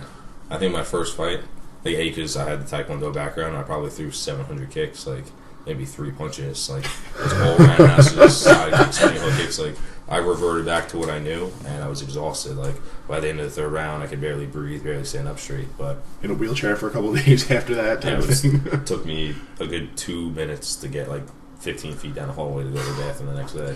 Everyone's first fight is like a wreck, you know, because it's just like you get caught up in the adrenaline. Yeah, and it's a fucking just sprint, just wild haymakers, and it takes time before you can, like you said, build that ability to calm yourself down and fight with intelligence. Everybody's first fight's a wreck. Yeah, my first fight was a total wreck too. Yeah, just out there swinging for the fences. I think my opponent, who actually had like a fight or two, was like more afraid than I was, because he would just, like, as soon as, like, I would tag him, he would just, like, run into me, and then I'd, like, hit him with a judo throw or take him down right away, and we'd, like, end up back on our feet, and then the same thing, like, we'd be up again, and I'd, like, come close to landing something, or I'd, like, tap him with a jab, and he would just, like, run after me to try to take me down. I'm, like, thinking in my head, like, alright, this didn't really work out the first 2 rounds, what are you doing, buddy? But it's that same nervous energy. It's like sometimes you look back on it and you think, why on earth did I do that? Like, why on earth, I had him injured, why on earth did I not just take a half step back and then size him up and then start throwing some punches or some kicks? Oh, instead I shot in for a takedown. What was I thinking? Because you're not seeing the big picture. No. It's like what Rick was saying about the big picture. You just, like, you're on, like, the monkey brain. That's what it is. Tunnel vision, survive. Yeah. All right, I injured him. If I take him down, there'll be no chance of him hitting me. But in the same token, there'll be no chance of me finishing him easily within the next 5 seconds either. It's funny you mentioned that, because I was talking about this the other night. How when I first started sparring, like more MMA sparring, not like specific where I go, okay, we're just going to kickbox. When I first started MMA sparring, I would get stuck in patterns. The second there was a grappling exchange, I was only grappling. Mm-hmm. I stopped. I forgot all about the stand-up portion of the fight where you could break off and make space. I just stayed stuck in that pattern of grappling, and sometimes it's hard to. It takes a lot of practice to turn that off. You know what I mean? Like the second, every fight starts on the feet. We throw punches, but the second that the distance got closed and somebody initiated a grappling exchange, I was just grappling. It took me so long to have that ability to separate now and start throwing punches. It seems like it's second nature. It becomes second nature. You've trained so much in jiu-jitsu. Yeah. As soon as that happens, that's it. That's what you're in. Yeah, but that's not good in MMA, No. And it took a lot of practice for me to, like... Well, you know what? It takes a lot more energy to push off and break off and throw punches again than it would to fight from, like, an over-under clinch, especially if you're confident from there against your opponent. Like, you're super confident in upper body clinch. Yeah. Like, I'm confident there, and if I'm going against somebody that's super strong and super powerful, I'll just sort of say, like, all right, push my back up against fence. Let's hang out here for a little bit while you try to take me down, which I know you're not going to be able to do. Right. And then maybe I'll reverse it when I get the chance. But in an MMA fight, especially when the judges are watching and there's time's not on your side, you really need to get in that habit of pushing off, turning them around, and letting your hands go, doing your thing. Do you get that in reverse at all, Rick? Like where if you're grappling at all, or if you're doing any MMA sparring where someone starts grappling, you're just trying to get it or you just like try to revert to some kind of. I mean, I always like striking, so it's like I'll let people, like if someone has a single leg on me and they're working on it, I'm just gonna keep, like, obviously I'm not banging them in the face, but I'm just gonna keep letting them know it's there, and right. I feel pretty confident in my striking now. Whereas when I grapple, it's like I almost don't even have to worry about their striking. I can just like. I'm so calm and relaxed up top that I'm always looking for the takedown, and right. I have pretty good reaction times, so my knees can shoot out fast for my kicks. But it's like you realizing that is already good, because like my fights, every single time I have a video, I ask everyone who videotapes it, the promotion, whatever video, I watch it probably at least 50 to 100 times within the next 2 weeks after my fight. It's not because I'm vain, not because I like to watch myself. It's because I like to see what can I do better. Like, right. I've had. Every single time I have one of my best fights where it's like my last amateur fight, the entire thing was basically a highlight reel, but I broke down every single clip, and I'm like, oh, well, there, instead of throwing 3 punches up top, I could have thrown 2 and gone to the body, or that would have been a perfect spot for a leg kick. Instead, I just wasted a kick that he blocked. Like, right. I watch it so many times. Like, I watch it to get a breakdown and to learn. I'm like constantly evolving. Like, I see what I could have done better, and then I practice out in the bag, and I'm actually pretty good. Even people who aren't even on my like real fight team, just kids who see me training in my gym, and they're like, "Yeah, I've seen you do that combo in the bag like 50 times. Like, I came on Tuesday, you're doing it for like 3 rounds straight." And it's like, yeah, I did in the fight. That's why. Like, that's why I tell these people to do the same things like over and over. So it's like in wrestling, if someone gets your back, you're gonna hit a switch immediately. Like in jiu-jitsu, it's like you get the certain thing. It's 10,000. I think it's like 10,000 times you have to do something to make an instinct, or like. Even like a self-defense, when someone grabs your hand in the street, you're going to pull back and smack. You're like, parry punch, parry block, whatever it is. Like, you drill these things into your head, and you second nature. Yeah. Like, now, every single time, if I'm staying conventional, I switch a lot, which is probably one of my best, like, advantages. But if I'm staying conventional and someone throws a lead roundhouse kick, every single time, I'm coming back with the right cross. Like, it's just drilled in my body. I've done it so many times where I block and I punch right away. I block, I counter right away. So, I don't even have to think, like... I'll think about what to follow that up with, but it's just immediately. My brain doesn't even like register that I just got kicked. There's no thought process. Right away. Yeah. That's the way you got to be. You don't getting it as a reflex is it's priceless when you're not stopping and thinking like that. So you said your last amateur fight, and then obviously you've had pro fights since then. What's the process like that? What happens? How do you become pro? Is it being approached by someone, by a promotion, or what exactly has to happen for that transition to be made? I feel like I just needed the right amount of experience and the right confidence level. Like, obviously, first you need experience before anything, and then I needed to be confident enough to where. Well, originally for my last amateur fight, it was almost impossible to actually get a fight because everyone heard 7-0 kickboxing. No one wanted to fight me to begin with. But I looked around. I saw everyone around my weight class at the amateur level, and I was 100% confident that I could run through them like a juggernaut. So I figured, obviously, I'm not at the top level, the glory level yet, but I'm enough to where I can start working my way up there now. Like at this point right now, I feel like if I was in as good shape as they are, like if I was in my ideal, perfect training shape, I could stand and I would go toe-to-toe with almost anyone at my weight class right now. Like, I'm pretty strong for my size, and I'm also pretty technical. No one who's my height has the type of kicking ability that I do, so I win on the outside and I win on the inside. So, I mean, as long as I just fight my fight and use my game plans, I've never really had too many issues with anybody my weight.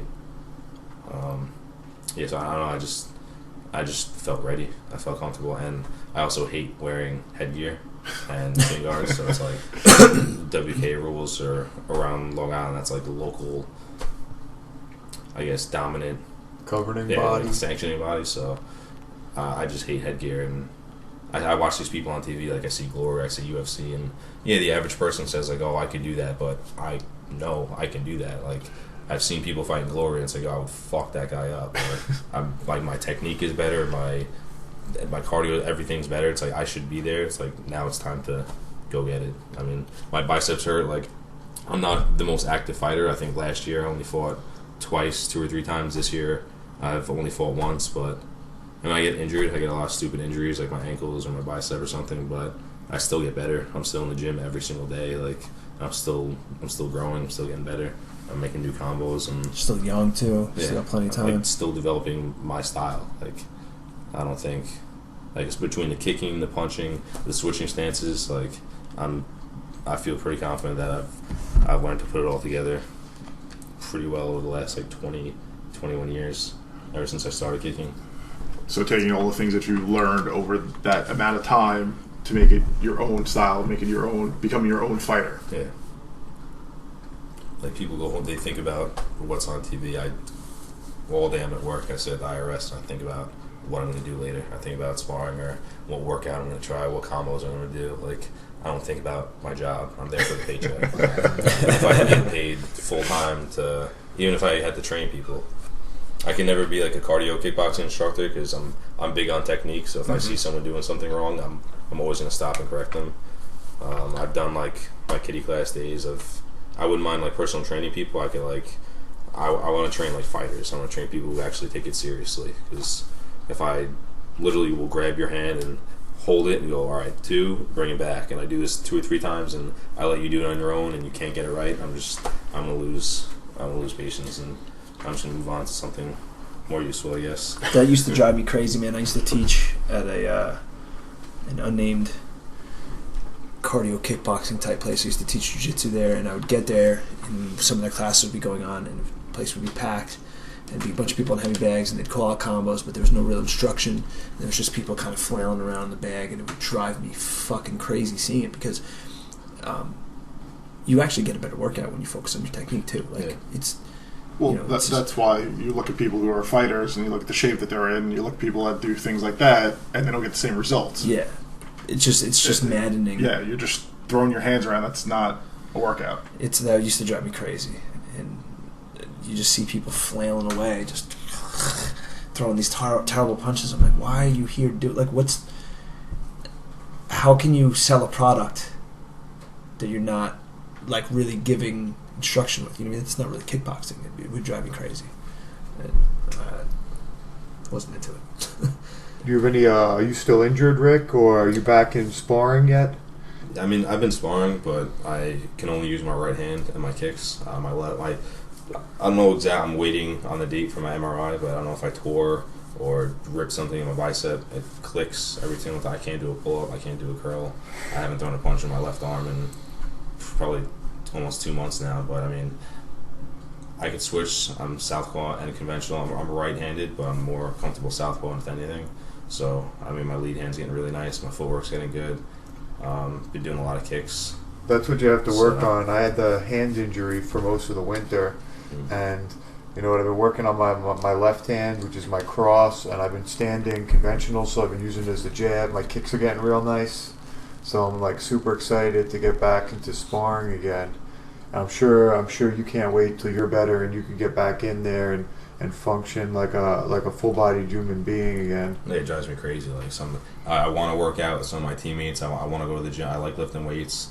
I like doing everything, and it's like being a fucking all-star track runner, and you're on a track, but you're only allowed to jog. It's like you could watch everyone else do sprints and everyone else do all these cool things that you like to do every day, but you're like handicapped and you're limited. It's like I'm not in pain. It doesn't hurt, but if I try to use it, then it's gonna hurt. Like if I try to jump up and do a pull-up, it's like, wow, what the fuck? And it's not fun. It's not something that I like to prod the bull, I guess. I'm just gonna try and like stay safe, because I don't want to make it any worse than it already is. Yeah, you don't want to have like an ongoing, like reoccurring injury that comes back. Like I'm in my 30s now. I'm almost 10 years older than you, and like you said, your feet, and that's where I'm at now in my career. Like I have feet issues from kicking from years and years and years, particularly my left foot. I broke it last year. It's probably like the 3rd or 4th time that I'd broken it in the course of my life. And at this point now, like I'll land a kick when somebody's holding pads for me a little bit funny, and I mean it'll hurt. I mean, not to the point where it breaks, but to the point where I have to adjust myself for the rest of the day and make sure that I land all my kicks technically sound, and I'm landing on my shin and stuff. The same thing with me. I mean, I've been kicking for a very long. My shins, I have no feeling in my shins, but I'll kick a pad, and it's a hard leather pad, and then I kick really fucking hard. Like I have tough feet, but it's just sometimes the angle. It happens. Yeah, that's what it is. That angle, that like a little bit of a twist it puts on that inside, and all those little bones in your feet too, man. It's so not like a many shin, there. you know. It's easy. And when you hurt it, it's not like it's your hand where you could like, all right, I won't use my right hand for a couple days. You have to fucking walk. Like, I broke my foot real bad last year, sparring, and I threw a teep kick, and I caught somebody in their elbow. And the sound, it sounded like a gunshot. Like it, you know, like when you hear something crack, you think it's only in your head that you can hear it. Yeah. My sparring partner stopped and was like, "Dude, you alright? Are you okay?" And I was like, "You heard that?" He's like, "Yeah." And I was like, "Shit!" Like I knew it was going to be bad. And we finished out our rounds. And I probably shouldn't have finished out the rounds to be. And I don't know how much worse I made it. The last 2 times I've broken my foot, I've done the same thing. Finished out the round and then thought, like, not realizing, like, you're that as injured as you really are. Yeah, because the adrenaline's gone. Yeah, we got our rocks in our head. They'll tough it out. Tough it out. Yeah, and, you know, at that point, I don't know if you're building toughness or diminishing. It's a diminishing return because I don't know if you're making it worse. I mean, after you get past that 2 or 3 fight mark, I don't really necessarily know that there's any more toughness to build for the most part. Yeah. I mean, you see very few people get tougher in their old age. I mean, after you sort of like put that line in the sand and you jump through it, I mean, most guys are willing to go beyond getting injured in the ring. Yeah, it's true. It's true. It's one of those things, like Rick was saying, you know, there's nothing you can do with your feet. You got to use your feet. And the next day, when you can't even fit your shoe on, because your foot's so damn swollen. Yeah, you know, in my job, even though a lot of like people would think, you know, in the tech world, like IT stuff, that you just sit behind a desk. I'm in a school district, so I service every single school. You know, so I'm bouncing around. If there's trouble, I got to go to the site to do it. I remember walking around. You know, and it was like in March, so it was still cold and it was snowy last year. I almost fucking fell a bunch of times on the snow and ice, like, because I couldn't walk right. You know, and I'm like, well, you do that normally anyway. It was probably the boat shoes that have no traction that you wear. Those these like shoes really flat boat shoes. These boat shoes. Let me see the treads on the bottom. There's no tread on the bottom. They're like fucking slippers. Look at those. They're slip-ons because I'm lazy. Like kung fu shoes. Yeah. Similar. Yeah, I'm lazy. I'm not into shoelaces. Dave only wears like loafers and like old man slippers. That's not true. Unless he's dressed up and he's going out. But around the house, he usually looks like Hugh Hefner wearing slippers. He's got a smoking jacket. I should get one of those. That'd be fantastic. I should get one of those. That'd be good. So, what do you have coming up next, Rick? Are you just training people down at the gym and staying as active as you can while your bicep heals up? Yeah, whenever I don't have a fight coming up, I do everything I can to help my teammates out. Like, right now I can't really hold pads as much as I would like to because of my arm, but I'm always there. Like, I'm always helping. Obviously, kicking is my forte, so everyone asks me a lot of questions with that, but I have a pretty good overall perspective of kickboxing, MMA. Like, I'm very aware. I feel like I give the best corner advice. Like,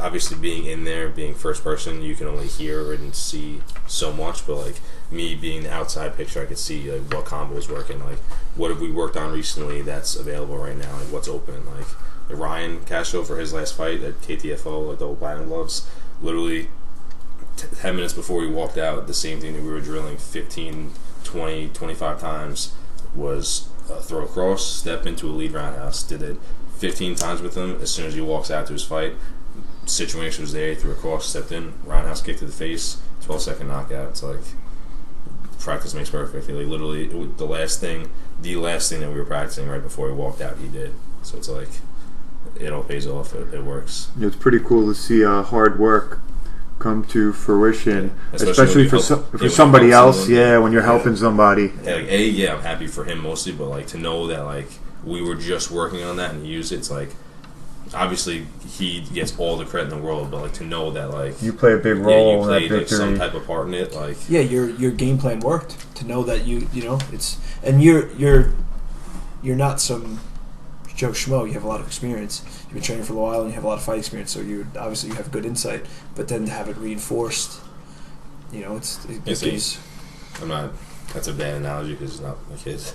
But I was gonna say, like, if you teach your kid to tie his shoelaces the right way, first time you see him tie them on its own, it's gonna be like, God, like, I'm proud. Like, you see your friends do these same moves that you drill, you train and practice over and over again.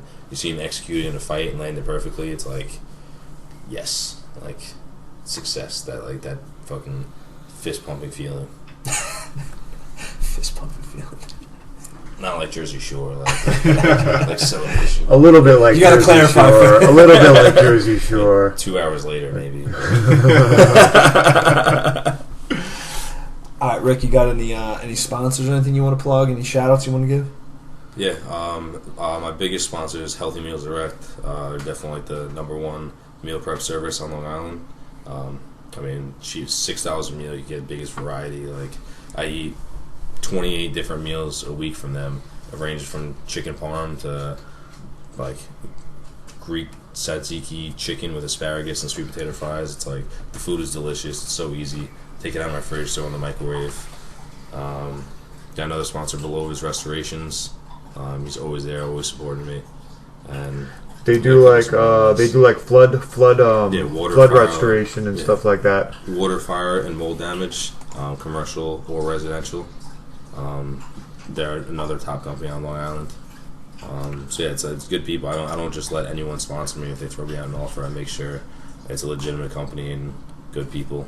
Someone you want to be involved with. Yeah, exactly. I'm not going to attach my name to someone who's a liability. And likewise, it goes both ways. Obviously, they have to know I'm like a good person and not a complete psychopath if they want to have me represent their company.